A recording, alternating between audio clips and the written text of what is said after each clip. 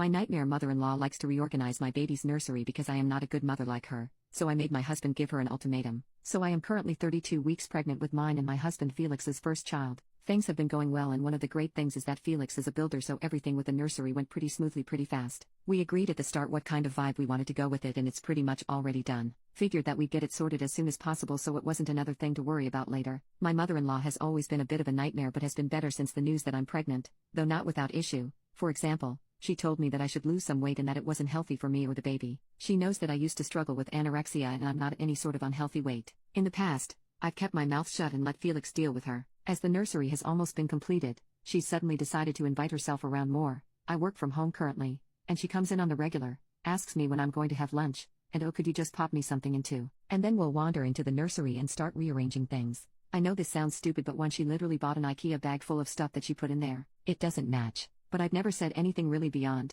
"Oh, thanks so much for the thought," etc. Yesterday when she came around uninvited, she looked me up and down and said, "Really? Joggers? Thank God Felix isn't here," and then walked into the nursery and started asking me where the pillow she'd put in the crib had gone, why I'd taken out the fairy lights hanging on the wall right by it, etc. I explained that they were potential safety hazards to the future baby and that I'd taken them out. She started with, "Oh, well, I've had 3 children and I really think you should take more of my advice," and then looked me in the eyes and said, "You're really not going to be a good mother at this rate." I don't know if it was the pregnancy hormones, but I just stared at her for a moment and then told her to get out of the house. I'd been up all night and had loads of work and wasn't in the mood. She got very uptight about it and then left. Felix says he's going to talk to her and tell her that she shouldn't be reorganizing anything without our permission, but I don't know if it was just the hormones and I'm being unreasonable. Update: Felix and I sat down and had a conversation about how to manage his mother going forward. I told him everything that she had said to me and he was adequately furious with her. He asked me exactly what I wanted to do in the future so that she'd understand where our boundaries were, and follow them. I told him that I'd rather him speak to her alone at first so that I wasn't immediately made out to be the bad guy. I acted on the advice and the locksmith has been called to change the locks on the house,